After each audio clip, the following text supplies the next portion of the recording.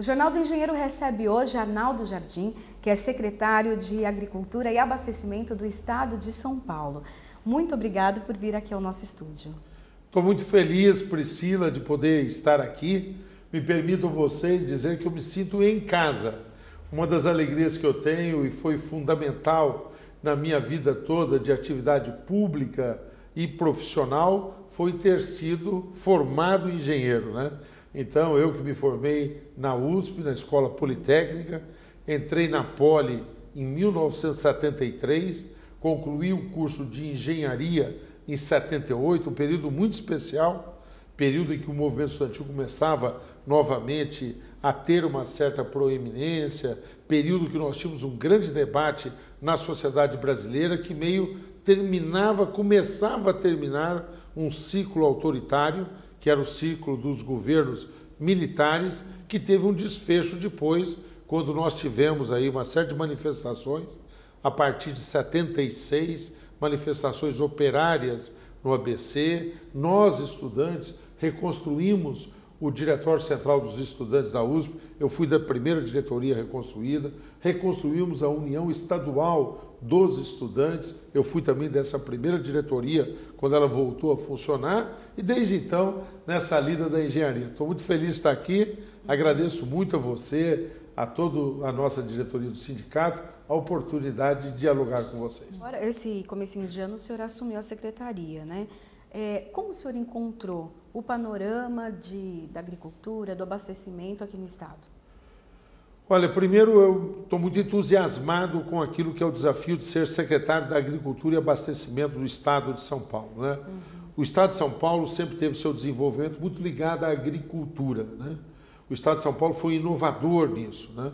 No momento que o Brasil ainda tinha todos os princípios, infelizmente, da triste lembrança do trabalho escravo, foi aqui que em São Paulo se alterou as relações de produção na agricultura.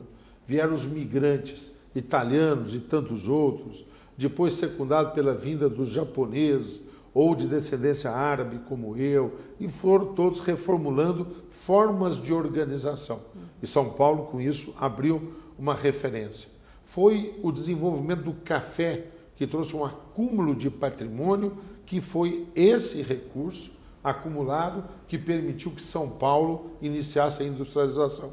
Isso também depois se espraiasse para o Brasil. Então, toda a pujança econômica do Estado de São Paulo, cada uma das etapas, teve na agricultura um fator indutor importante, muito significativo, né? Então, São Paulo tem a ver com a agricultura tem a ver com o desenvolvimento de São Paulo. Segunda questão muito relevante, mais imediata. O ano passado nós tivemos mais uma vez, já foi pelo 4º ano, um crescimento econômico muito ruim, né? Tivemos zero praticamente de crescimento econômico, isso se repetiu nesses 4 anos. Só que quando você vai decompor esse crescimento, você vê que a indústria, ela cresceu -5, serviços -2. Então o que assegurou o zero foi a agricultura, que conseguiu ser positivo. Então a agricultura tem historicamente um grande papel e conjunturalmente, nesses anos, continua mantendo uma vitalidade e este ano, inclusive, que nós estamos, 2015, tudo indica que o crescimento que se espera muito pequeno, risco até de recessão, nós teremos mais uma vez na agricultura a garantia de que o desastre não seja ainda maior, que o déficit da balança comercial não seja maior. Pegar só o setor, por exemplo, petroquímico, ele é responsável por um déficit de 32 bilhões na nossa balança de pagamentos.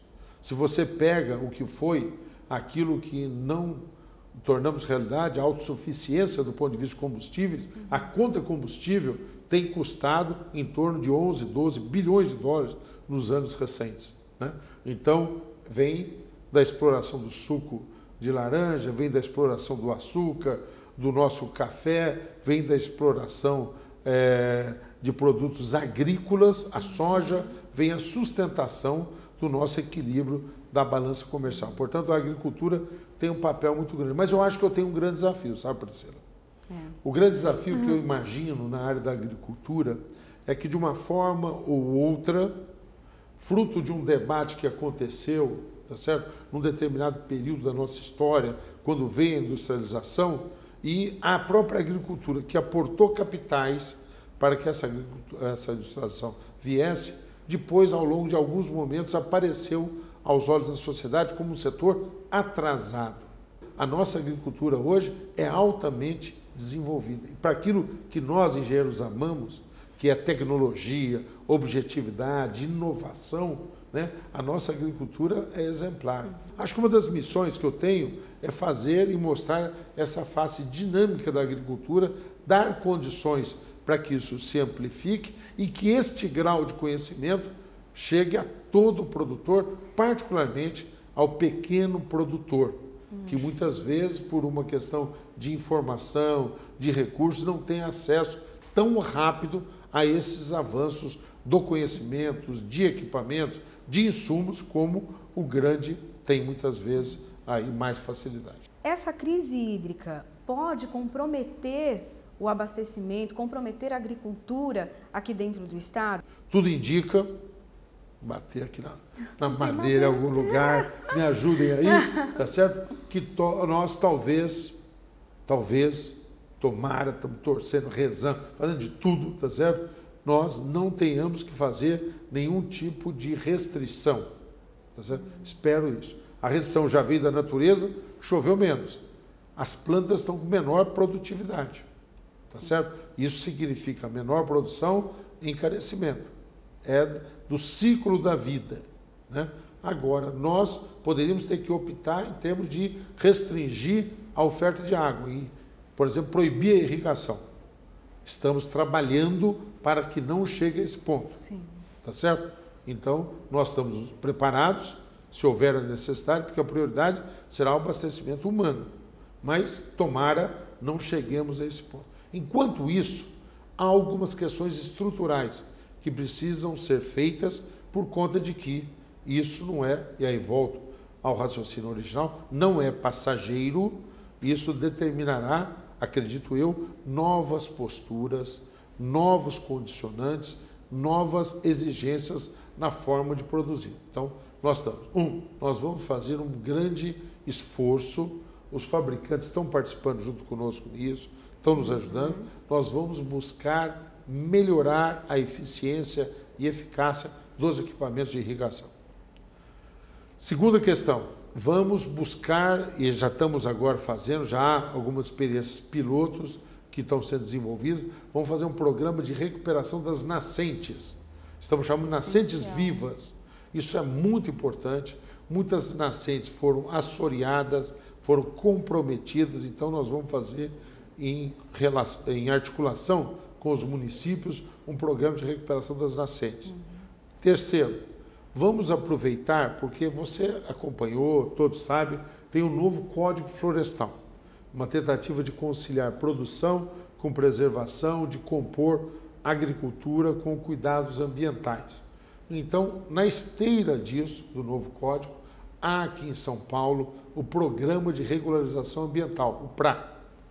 E nós estamos acelerando agora o cadastro das entidades, o CAR, para poder fazer o PRA. Resultado prático disso, recomposição de matas ciliares e de reserva legal. Isso é importante também para garantir a qualidade da água e cuidar de evitar o assoreamento. E uma quarta iniciativa são novos cultivares. Nós estamos pedindo a todos os nossos institutos de pesquisa que priorizem a pesquisa de cultivares, de espécies, que sejam espécies que resistam mais à seca, aquilo que se chama formalmente o estresse hídrico.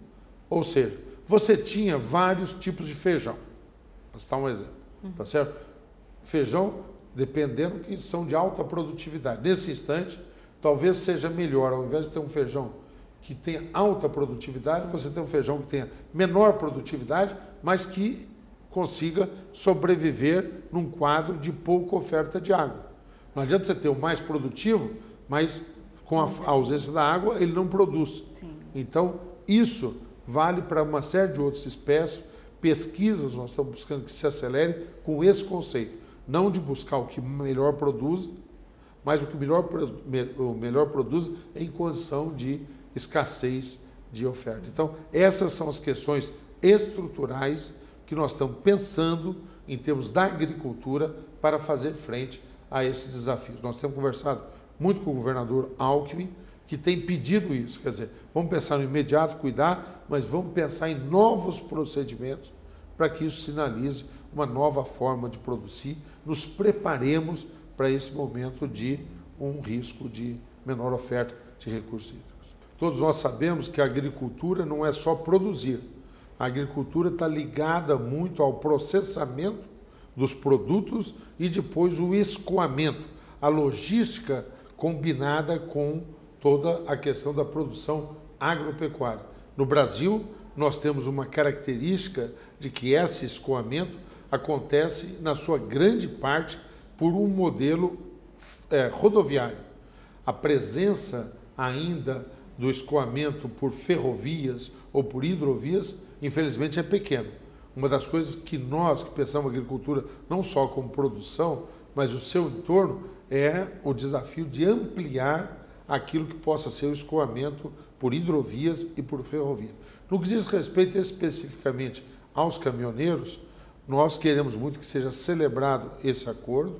Há em São Paulo menos, nesse instante, um risco de desabastecimento. Isso acontece mais em outras regiões que estão mais dramaticamente afetadas por isso, mas nós estamos atentos, estamos acompanhando isso e discutindo, inclusive, se necessário, algumas medidas emergenciais de abastecimento. Mas a nossa torcida é para que se faça um acordo, não só de superação agora, mas que se faça depois um planejamento a médio prazo para melhorar a logística nossa de escoamento da produção agropecuária. Nós vamos fazer um breve intervalo, secretário, mas daqui a pouquinho a gente vai falar também, principalmente sobre o Cresce Brasil. Quero a opinião do senhor sobre esse projeto do sindicato, dos engenheiros do estado de São Paulo, e com certeza com impacto imenso no país todo, né? Daqui a pouquinho a gente volta. Muito obrigado.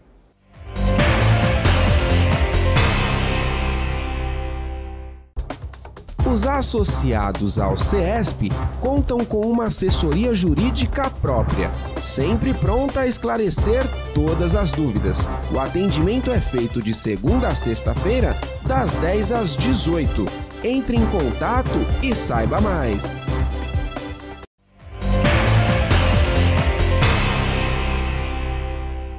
Voltamos aqui no Jornal do Engenheiro a falar com o secretário de Agricultura e Abastecimento do Estado de São Paulo, Arnaldo Jardim. E, secretário, eu queria que o senhor falasse um pouquinho sobre o Cresce Brasil, a participação do senhor, como o senhor vê esse projeto que visa colocar o país no rumo certo, o rumo de crescimento. Olha, com o maior entusiasmo, viu, Priscila? Eu sou fã, proclamo onde quer que posso, que me orgulho muito, porque o sindicato a mim representa também, engenheiro que sou, associado do sindicato, me orgulho muito de ver que o sindicato, afora defender a categoria profissional, atuar em questões como dissídios e outras questões do exercício da profissão, pensa o país de uma forma estruturada, pensa São Paulo e pensa o país. Eu tenho verificado, acompanhado, testemunhado nas últimas eleições, sempre o sindicato procurando todos os candidatos a governador, todos os candidatos a presidente da República e apresentando as suas propostas, me permite dizer, as nossas propostas no que diz respeito à questão da retomada do crescimento. E quero dizer que eu, inclusive, me beneficiei muito disso. Primeiro, um dos projetos que eu tive aprovado como deputado estadual foi um projeto inspirado e proposto pelo sindicato, que é o que determina um período em que as empresas estatais de São Paulo, controladas pelo governo, devem liberar os seus funcionários, engenheiros, para que eles possam ter um processo de atualização profissional e de informação.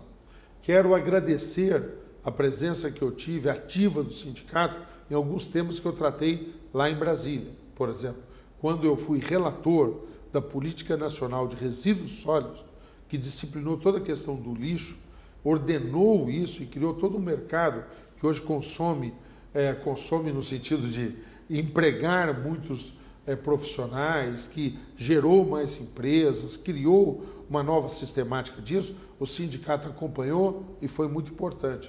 Quando nós debatemos os temas de energia, o sindicato sempre me encaminhou sugestões. auxiliou para que eu bem pudesse cumprir o meu mandato parlamentar ali nesse âmbito. E agora eu espero que o nosso Cresce Brasil, na sua nova vertente esse ano, seja mais uma vez bem sucedido.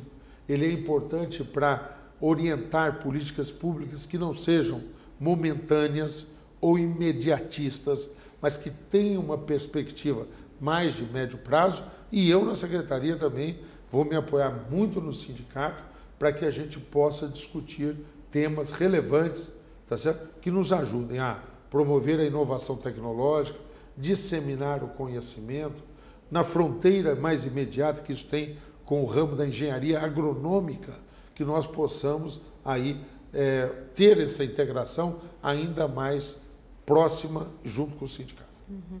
O senhor tem uma relação, né, próxima tanto ao sindicato dos engenheiros quanto também à CNTU. Qual a importância de ter essas instituições ao lado, caminhando junto no secretariado? Olha, eu acho que primeiro ela dá esse sentido de que são contribuições que têm uma fundamentação técnica. É muito importante. Portanto, tem o compromisso de serem realizadas, ou seja, de serem realistas, mais precisamente, serem realistas, ou não serem meras declarações de intenções, mas efetivamente ter a possibilidade de apontar caminhos. Essa é a primeira questão. Segundo, hoje no Brasil nós temos um debate partidarizado, e eu sou a favor dos partidos políticos, sou a favor de tomadas de posições políticas e ideológicas, mas muitas vezes isso tem significado um certo maniqueísmo. Quem é de oposição critica tudo que aí está de um governo, seja estadual, seja federal. E quem é de situação apoia tudo do governo, independente do mérito das coisas. Vira muito mais uma coisa de torcida de lado a lado do que uma discussão de mérito. Então, esse espaço de reflexão que a CNTU, FNE, o Sindicato dos Engenheiros e outras entidades também têm contribuído, mas particularmente nos orgulhamos desse trabalho, tem sido importante para quebrar isso e entrar mais na discussão, no mérito dos assuntos. Então, eu reputo isso como uma contribuição muito significativa para que o país possa adotar essas políticas que tenham sentido de perenidade maior. Uhum. E a gente sabe que os engenheiros, né, são profissionais que colaboram muito para o crescimento do país, desenvolvimento do país.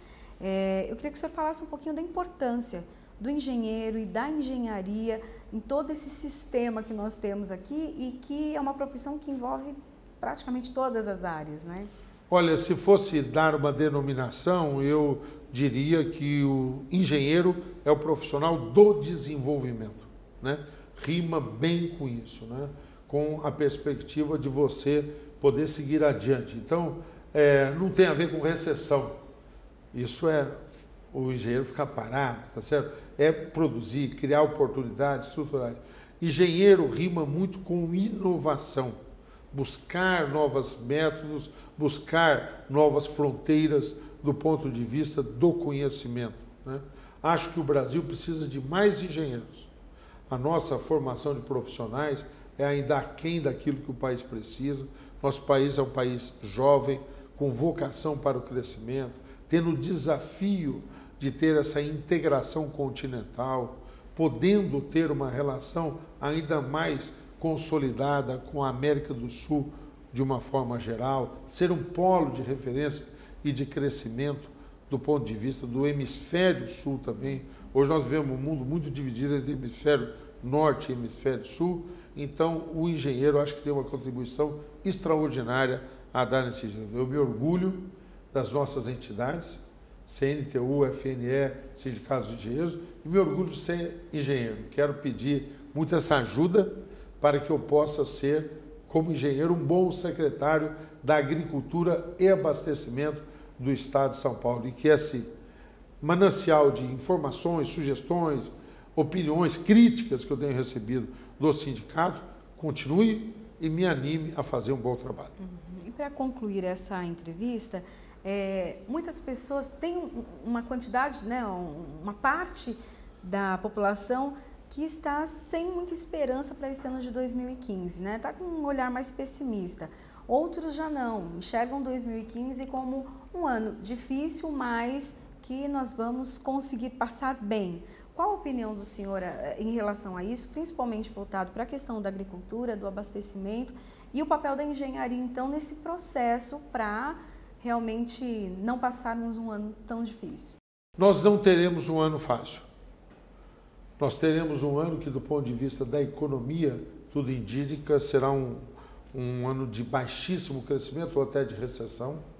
Nós teremos um ano em que nós temos um fator de perturbação política muito acentuado, quer seja pelas denúncias de corrupção, que têm que ser rigorosamente apuradas, quer seja por uma situação de instabilidade que existe em torno do governo federal. Por incrível que pareça, as dificuldades que a presidente Dilma tem enfrentado não são oriundas da oposição, né?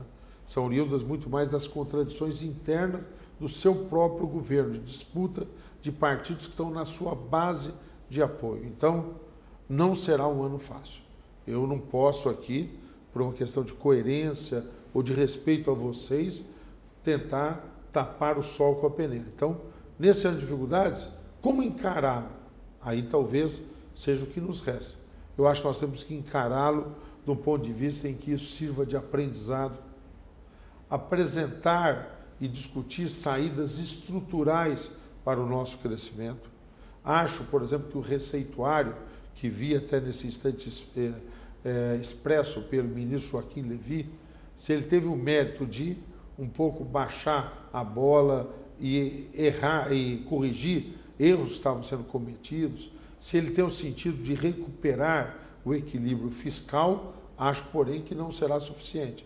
Se isso, na época do real, se mostrou um receituário que permitiria o Brasil avançar, hoje não é possível isso. E sair dessa situação não é com uma política de recessão. Nós precisamos ser capazes de apontar os caminhos do crescimento. Do ponto de vista da questão de corrupção, que isso possa gerar medidas estruturais que façam com que, respeitando critérios públicos, mantendo transparência, buscando meritocracia nas nossas empresas estatais, nós possamos sair daí a um ponto em que a nossa Petrobras, que se encontra seriamente ameaçada agora, ela possa, com isso, se reorganizar e recuperar valores importantes de governança corporativa. Ou seja, nós vamos passar por um período difícil. Vamos aproveitar esse período para tirar lições e podermos estruturar novas formas de agir. E aí nós sabemos, quando há o mínimo de planejamento, transparência, quando há uma mão estendida e se sente que ela é firme e que ela é limpa, o país sempre respondeu muito positivamente e muito rapidamente. É um país abençoado, esse país que nós vivemos. Enquanto outras nações se dividem por questões de raça ou credo e guerras permanentes se estabelecem, aqui todos convivem. Aqui nós temos um país que, embora continental, nós temos uma única língua. Aqui nós temos um país que tem as suas diferenças sociais e econômicas, mas que há uma disposição comum de construir. Esse é o talento do brasileiro, é isso que dá um campo enorme para que a nossa engenharia, como uma ciência do desenvolvimento, como profissional que pensa no desenvolvimento, possa ter um papel, espero eu, cada vez mais destacado no nosso país. Secretário, muito obrigada por essa conversa, foi ótima, né? Deixou a gente até mais esperançoso aí para esse 2015 e agradeço a sua presença aqui no Jornal do Engenheiro. Seja sempre bem-vindo quando quiser voltar, puder voltar. Voltar sim, vou aceitar esse convite, tendo novidades, de vez em quando, dar um balanço do que nós estamos fazendo na Secretaria. Combinado, Priscila? Ótima ideia. Muito obrigado a todos vocês que nos assistiram, muito obrigado por esse carinho. Vamos continuar juntos sempre, se Deus quiser. E essa entrevista e todo o Jornal do Engenheiro você pode acompanhar no nosso site, na página www.cesp.org.br. Até mais.